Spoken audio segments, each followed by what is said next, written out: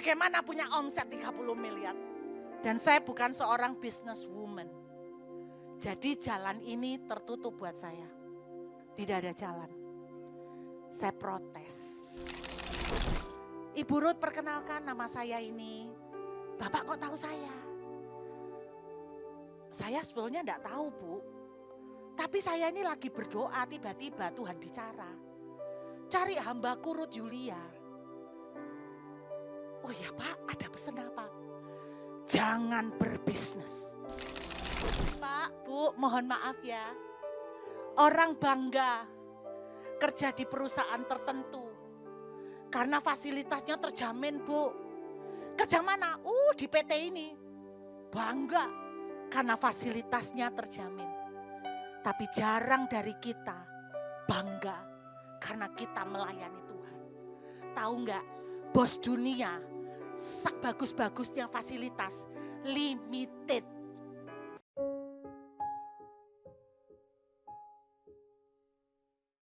Apa yang mau dibicarakan sama Tuhan?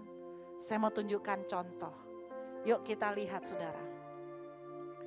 Saudara mau dengar apa yang Tuhan bicara di padang gurun? Kita lihat dalam kitab Keluaran pasal 15. Keluaran pasal 15 ayat yang ke-26. Keluaran pasal 15 ayat ke-26. Suara apakah yang Tuhan mau sampaikan di padang gurun? Keluaran pasal 15 ayat 26. Firman-Nya, jika kamu sungguh-sungguh mendengarkan suara Tuhan Allahmu dan melakukan apa yang benar di matanya dan memasang telingamu kepada perintah-perintahnya dan tetap mengikuti segala ketetapannya, aku tidak akan meninggalkan kepadamu penyakit manapun yang telah kutimpakan kepada orang Mesir, sebab aku Tuhanlah yang menyembuhkan engkau. Saya mau sharing sedikit. Keluaran pasal 15 ayat 26 ini backgroundnya cerita tentang Mara dan Elim. Mara dan Elim. Anda sudah tahu ya ceritanya ya. Setelah heboh melewati 10 tulah dan pengejaran orang Mesir, akhirnya orang Israel keluar dari Mesir kan. Lalu pertama kali yang ditemukan sama mereka adalah air pahit, Mara. Dan disitulah Keluaran 15 ayat 26 cerita Tuhan membuat air Mara itu jadi manis. Lalu disitulah ada kata-kata, aku Tuhanlah yang menyembuhkan engkau. Kata Yehova Rafa pertama kali muncul di Keluaran 15 ayat 26. Jadi yang pertama yang mau dibicarakan sama Tuhan di padang gurun adalah Tuhan mau memperkenalkan dirinya lebih dalam dengan saudara. Tahukah saudara satu kali Ayub kurang apa hidup agamawinya? Kurang apa kehidupan rohaninya? Alkitab mengatakan dia tidak pernah bercacat celah. Saudara dan saya aja masih banyak bolongnya. Ayub tidak pernah. Tetapi Ayub pasal 42 dia berkata begini, hanya dari kata orang selama ini aku kenal engkau. Tetapi sekarang mataku melihat kepadamu. Kalau zaman sekarang itu bahasanya Ayub itu, selama ini aku cuma dengar dari khotbah-khotbah. Tapi baru sekarang aku dong. Gitu kan. Baru sekarang aku klik. Itu Ayub. Jadi yang pertama yang Tuhan mau bicara, dia mau saudara bisa ngerti dia lebih dalam. Itu paling penting. Solusi terbesar, penyelesaian terbesar dari padang gurun dan masalah saudara bukan mujizat kesembuhan. Bukan mujizat dapat pekerjaan, itu bonus semua. Bukan mujizat dapat jodoh. Bukan mujizat dapat keuangan yang luar biasa, bukan itu. Tetapi penemuan yang paling hebat setelah keluar dari padang gurun, bukan itu, adalah penemuan ketemu Tuhan. Ngerti sama Tuhan, dong, klik. Saya mau cerita simple ya. Pada waktu selama hampir 2 tahun perjalanan bergumul soal permanen residen, saya sering cerita, semua jalur PR di Australia maksimal untuk umur 42 tahun. Waktu saya masuk ke Australia sudah 47, expired. Jalan satu-satunya untuk 47 lebih adalah kalau saya punya catatan pengalaman bisnis di Indonesia dengan omset 30 miliar. Saya lihat 30 miliar aja belum pernah. Bagaimana punya omset 30 miliar? Dan saya bukan seorang businesswoman. Jadi jalan ini tertutup buat saya. Tidak ada jalan. Saya protes. Nah ini kadang-kadang nakal sama Tuhan. Protes. Tuhan, nih liatin nih. Berkali-kali Ruth kepengen bisnis, ndak kamu izinkan. Saya ini setiap kali mau bisnis Pak, ndak diizinkan. Kok buru tahu ndak diizinkan. Saya ini masih punya jiwa bisnis aslinya Pak. Saya tuh ndak kepengen selalu terus khotbah-khotbah, saya pengen punya bisnis. Setiap kali mau bisnis ada aja cara Tuhan cut. Bukan bukan hancur, belum mulai Pak. Belum mulai. Contoh, saya pernah mau usaha snack. Ngeliat Taci jualan snack di PTC kok cek laris ya. Terus aku hitung sekali transaksi piro pingno, piro jam gitu. Wah lumayan nih. Mek ngono-ngono tok. Bungkus krepek, bungkus kerupuk, bungkus belijo. Enak itu dolan gini, gak melok goreng, ya kan. Saya mulai cari supplier Pak. Supplier krepek tempe, supplier melinjo, supplier opo, kape tak kulak, terus tak pembuka stand cilik di PTC. Rame kayak gitu ya Pak. Jadi saya mau nyanyi Taci itu. Maunya. Udah tak siapin, aku cari supplier gini. Oh ketemu, seakan-akan jalan Tuhan. Aku bikin gini, aku bikin krepek gini, aku bikin selondok, aku bikin gini. Wah. Tahu cara Tuhan nyetop? Tiba-tiba ada hamba Tuhan. Hamba Tuhannya enggak kurang jauh. Di Bali. Pas lagi nginjil ke Bali.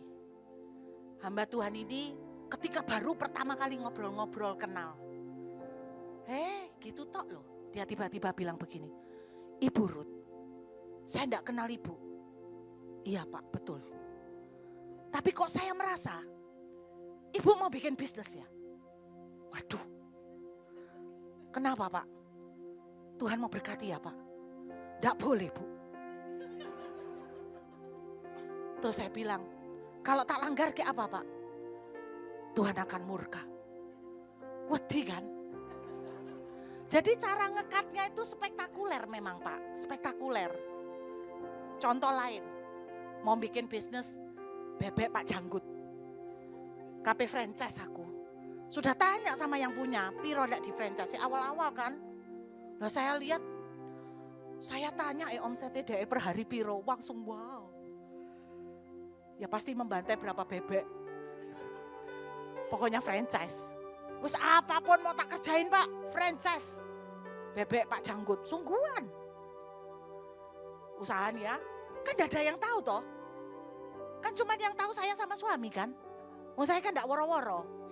Belum bikin kok woro-woro kan gak enak. Tiba-tiba, aduh orang biasa loh. Dia itu anak Tuhan biasa, cuman pelayanan misi gitu tok loh. Di rumahnya, gak terlalu kenal, nyari nomor telepon saya, ke rumah saya. Ibu Ruth perkenalkan nama saya ini, Bapak kok tahu saya? Saya sebetulnya gak tahu Bu, tapi saya ini lagi berdoa tiba-tiba Tuhan bicara. Cari hambaku Ruth Yulia.